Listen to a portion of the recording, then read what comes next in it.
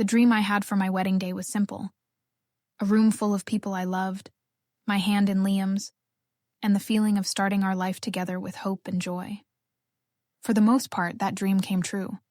The ceremony was perfect, my dress felt like a cloud, and the look in Liam's eyes as I walked down the aisle made my heart feel too big for my chest. But looking back, the cracks were already there, tiny fissures I chose to ignore in the name of family harmony. They were most visible in the way my mother, Eleanor, kept glancing at my sister, Chloe, throughout the reception, her smile tight with a worry that had nothing to do with me. Chloe, 2 years older, had a talent for being the center of a crisis, and her latest venture, a high-end boutique that was bleeding money, was the dark cloud hovering just beyond the fairy lights. I saw my father, Robert, deep in conversation with a few of his business associates, and I recognized the persuasive, slightly booming tone he used when he was trying to project an image of unshakable success. I should have known that image would soon require propping up, and that my happiness would be the price. The party wound down, and the last of our friends had stumbled off into the night, with hugs and sloppy promises to send photos. Liam and I stood amid the wreckage of our celebration. Empty glasses, discarded napkins, the sweet stale smell of wine and perfume. I was leaning against him, buzzing with a happy exhaustion when my parents approached. Their expressions were a strange mix of celebratory and serious. "Maya, darling, what a beautiful day," my mother said, pulling me into a hug that felt a little too stiff. "Now, the practical matters. Your father and I will take all the gift envelopes back to the house. It's not safe for you to carry them to your hotel, and you have an early flight for your honeymoon." It seemed like a reasonable parental thing to say, but a cold trickle of doubt ran down my spine. There was an urgency in her voice that didn't match the moment. "Oh, that's okay, Mom. Liam's got it handled. We have the safe in our room." My father stepped in, his voice the familiar, genial boom that usually ended arguments. "Nonsense, sweetheart. You two are dead on your feet. We'll sort them, make a proper list for thank you notes. It's the least we can do." His smile didn't quite reach his eyes. I felt Liam's arm, which was wrapped around my waist, tighten slightly. He was a quiet man, an architect who built things to last, and he had an uncanny ability to see the underlying structure of a situation, especially when it was flawed. "Thank you, Robert," Liam said, his voice calm but leaving no room for negotiation. He gently but firmly took the large decorative box where the cards had been collected from my mother's hands. "But we've got a system. I'll take care of it tonight. We appreciate the offer, though." The look that flashed between my parents was pure, unadulterated frustration. It was gone in a second, replaced by strained smiles, but I saw it. The cold trickle turned into a steady drip of anxiety. Back in the quiet of our hotel suite, we dumped the mountain of envelopes onto the bed. For a while it was magical. We opened each card, laughing at the inside jokes, tearing up at the heartfelt messages from grandparents, feeling overwhelmed by the generosity of our friends. There were checks, cash, gift cards, a substantial sum that represented the first real step toward the house we dreamed of building. "This is for our future," I whispered, holding up a check from Liam's aunt. He smiled, but his eyes were serious. "Yes, it is," he said, "and no one is going to touch it." He then pulled a small fireproof lockbox from his suitcase.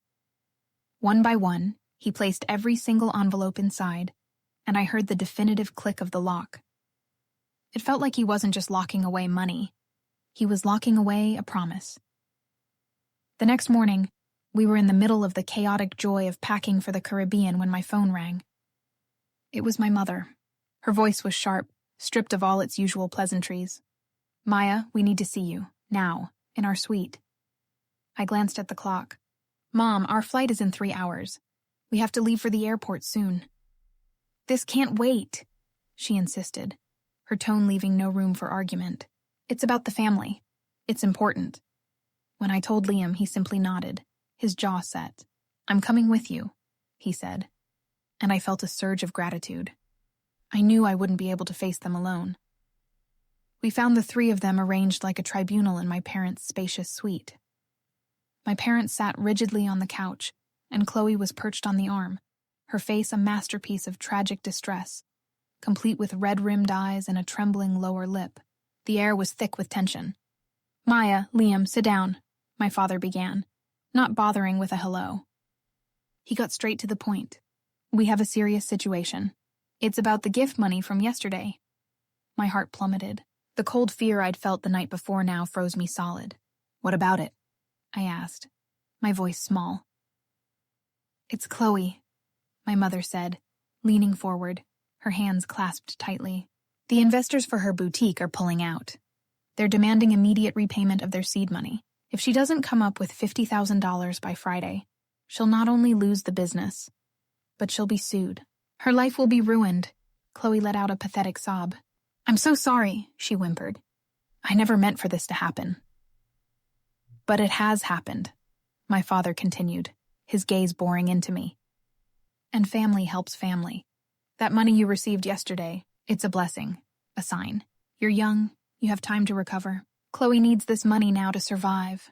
The audacity of it stole my breath. They weren't asking. They were telling. They saw the collective goodwill of our friends and family as a convenient bailout fund for my sister's latest failure. The guilt trip was laid on thick, a well-practiced routine. No, I managed to say, my hands shaking. That money is for me and Liam. For our home. For our life. Don't be selfish, Maya, my mother snapped, her composure cracking. This is your sister's entire future. What's more important? A down payment or your own flesh and blood? I was speechless, trapped by their twisted logic and my own lifetime of conditioning to always put Chloe first. Tears of hot shame and anger filled my eyes. This was supposed to be the morning after my wedding. A time of blissful anticipation. Not this gut-wrenching betrayal. Then, Liam spoke. He hadn't moved from where he stood by the door, a silent observer until now. His voice was quiet, yet it cut through the emotional chaos like a scalpel. The money is gone, he said. The room went utterly silent. All three of them stared at him, confusion and dawning anger on their faces. What did you say? My father demanded, rising slowly from the couch. I said, the money is gone, Liam repeated, his tone flat and factual. He reached into the inner pocket of his jacket and pulled out a single, crisp piece of paper. He held it out. I was at the bank when it opened this morning. Every check has been deposited. Every cash gift has been logged and placed into a secured, high-yield savings account. It's earmarked exclusively for a first-time home purchase. The terms of the account make it legally inaccessible for any other purpose, without incurring severe penalties that would wipe out a significant portion of the principal. It's untouchable. The silence that followed was profound. My mother's mouth opened and closed without a sound. My father's face turned a dangerous shade of purple. Chloe's performative tears vanished, replaced by a look of pure, venomous rage. Liam had not just protected the money. He had architectured a financial fortress around it. You had no right, my mother finally shrieked, finding her voice. That was family money. You can't just... On the contrary, Liam interrupted, his voice gaining a steely edge I'd never heard before. He took a step into the room, his presence suddenly dominating. I had every right. That money was gifted to Maya and me to build our life together. It was not given to you to clean up Chloe's endless stream of messes. My duty is to my wife and our future. That duty is now fulfilled. He looked at each of them, his gaze unwavering. The subject is closed. He didn't wait for a response. He took my hand, which was ice cold, and turned to leave. As we reached the door, he paused and looked back at my speechless family. Have a good day. Then he led me out, closing the door softly behind us, the quiet click a stark contrast to the explosion of fury I knew was happening on the other side. The drive to the airport was quiet. I was trembling, a mix of residual shock and overwhelming relief. Liam kept one hand on the wheel and the other firmly holding mine. You knew, I finally whispered, my voice cracking. You knew they would do that. I had a strong feeling, he admitted, his eyes on the road. The way they kept talking about the value of the gifts all week, asking how we planned to manage it. It felt off. I just wanted to make sure our start was protected. I wanted to protect you. He had seen the pattern I was too emotionally entangled to see clearly. He had loved me enough to be the bad guy, to take the hit so I wouldn't have to. We didn't hear from my parents for the first week of our honeymoon. It was a blessed silence. Then a single email arrived from my father. It was cold and formal. It didn't contain an apology, but a grudging acknowledgement that Liam's actions, while unilateral and disrespectful, were within their legal rights. It was the closest we would ever get to an admission of defeat. We didn't respond. The real closure, the karma, came about 6 months later. We had just moved into our new home, a beautiful, light-filled townhouse that the wedding money had helped us secure. I was unpacking a box in the kitchen when my phone buzzed. It was my aunt, my mother's sister. After some awkward small talk, she said, "I suppose you heard about your sister's new car." I hadn't. My contact with my family had been minimal and strained. "A brand new luxury SUV," my aunt continued, a note of disapproval in her voice. "I saw her driving it just yesterday. When I asked your mother how Chloe could afford it after the boutique failure, she got very flustered and changed the subject." A puzzle piece clicked into place. Later that day, I did something I'd avoided for months. I looked up the business listing for Chloe's boutique. It was permanently closed, but the notice of closure was dated from over a month before my wedding. The investors, the lawsuit, the emergency, it had all been a lie. There was no urgent debt. They had simply seen an opportunity to fund Chloe's extravagant lifestyle using my wedding gifts. The betrayal cut deeper than ever, but this time, it was followed by a clean, cold certainty. I never confronted them with what I'd discovered. There was no point. The truth was my private victory. Liam and I had built a life together on a foundation of honesty and mutual protection, while they were stuck in the same cycle of lies and favoritism. Sometimes the most satisfying revenge isn't a dramatic confrontation, but a quiet, happy life lived well beyond the reach of toxicity. The lockbox hadn't just saved our money, it had freed us. And as I stood in the doorway of our home, watching Liam laugh in the garden with our new puppy, I knew that no amount of their money could ever buy the peace we had found. They were left with nothing but their own greed, and we had everything. The silence that settled between Liam and me after we left my parents' suite was heavy, but it wasn't uncomfortable. It was the quiet of a storm that had finally passed. I stared out the car window at the blur of the city, my mind replaying the scene on a loop. My mother's shocked face, my father's purple rage, Chloe's mask of tragedy slipping into something ugly and real. The weight that had been pressing on my chest for years, the weight of always having to be the understanding one, the compliant one, was gone. In its place was a hollowed-out feeling, a mix of grief and relief. Liam didn't try to fill the silence with empty words. He just reached across the console and took my hand, his grip warm and solid. That simple touch said everything. "I'm here. We're together. It's over." When we got to the airport, he handled everything, the bags, the tickets, while I moved through the crowds like a ghost.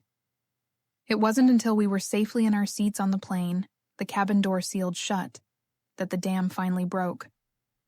The tears weren't hysterical. They were a quiet, steady release of all the tension, the hurt, the betrayal. Liam unfastened his seatbelt, leaned over, and just held me as the plane taxied down the runway. We were literally and figuratively leaving it all behind. The first few days of the honeymoon were a process of decompression. We'd chosen a small, quiet island with no busy nightlife, just pristine beaches and the sound of the waves. At first, I found myself flinching every time my phone buzzed, expecting another angry text or a guilt-tripping voicemail. But there was nothing. The silence from my family was absolute. It was a punishment, I knew. They were giving me the cold shoulder, expecting me to crack, to call them begging for forgiveness. But for the first time, I didn't feel the urge to fix things. The peace was too precious. It was during a long walk on the beach, our feet sinking into the wet sand, that Liam finally broached the subject. "We need to decide what happens when we go back," he said gently. "We don't have to decide anything now, but we should think about it." I knew what he meant. This wasn't just a fight. It was a fundamental breach. "I don't know if I can ever look at them the same way," I admitted, my voice small against the roar of the ocean. "They didn't just ask, Liam. They demanded.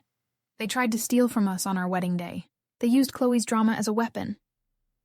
Saying it out loud made it feel even more real, more horrifying. "I know," he said, squeezing my hand. "And whatever you decide, I'm with you. If you want to cut them off, we cut them off. If you want to try and rebuild something, we'll set boundaries like steel walls. But it's your call. They're your family." His unwavering support was my anchor. We spent the rest of the trip consciously living in the present. We swam, we read, we talked for hours about our dreams for the house, for our future, building plans that were entirely our own, untainted by my family's expectations. By the time we boarded the flight home, the hollow feeling had been filled with a new sense of resolve. I was different. We were different. The reality of our new life hit as soon as we unlocked the door to our apartment. The stack of wedding gifts we'd opened before the trip sat in the corner, a happy memory now shadowed by the confrontation. But there, on the kitchen counter, was the lockbox. Liam walked over to it, placed his hand on top, and smiled at me. "Our future," he said. And I knew he was right. A week after we returned, the email from my father arrived. The subject line was simply, "Maya." My heart hammered as I clicked on it. It was exactly as I'd expected. Cold, formal, and completely devoid of any real remorse. "Maya, I hope you and Liam returned from your trip safely. Your mother and I have discussed the unfortunate incident before your departure. While we believe Liam's actions were presumptuous and displayed a serious lack of trust in family, we acknowledge that the funds were, legally speaking, yours to manage. We acted out of concern for Chloe's well-being, which, as your sister, should be a concern you share. Perhaps in time you will see that. We expect an apology for the manner in which this was handled, but we are willing to move forward. Dad." I read it twice, then forwarded it to Liam without a word. He came into the living room, his face grim. "An apology?" he said, a bitter laugh escaping his lips. "They tried to rob us and they want an apology? That's their version of an olive branch," I said, feeling a fresh wave of anger. "They're not sorry for what they did. They're sorry their plan failed." I didn't reply to the email. Their silence had been a punishment. And now my silence would be my answer. Life began to settle into a new normal. We started house hunting in earnest, and the money in that special account gave us a confidence we'd never had before. We found a townhouse we loved. Not huge, but perfect for us, with a small garden where we could imagine a dog running around. The process of making an offer, getting the inspection, it was all ours. We were building something real. It was during this busy, happy time that I got a call from my Aunt Carol, my mother's younger sister. She had always been the black sheep of the family, the one who saw through the drama. "Maya, honey, I heard about what happened," she said, her voice warm with sympathy. "I'm so sorry. Your parents, they've always had blinders on when it comes to Chloe." It was a relief to talk to someone who understood. We chatted for a while, and then she said something that made my blood run cold. "It's just a shame, really. All that stress they put you through, and for what? I saw Chloe just last week, pulling up in a car that must have cost more than my house. When I asked your mother how she could afford it after the boutique went under, she nearly bit my head off." The world seemed to tilt on its axis. The boutique, the emergency, the $50,000 needed by Friday to avoid a lawsuit. I thanked Aunt Carol, ended the call, and immediately went to my laptop. My hands were shaking as I typed the name of Chloe's boutique into the search engine. It took a few clicks to find the business registry records, and there it was, the official notice of dissolution. The date was stamped over a month before my wedding. There was no investor crisis. There was no looming lawsuit.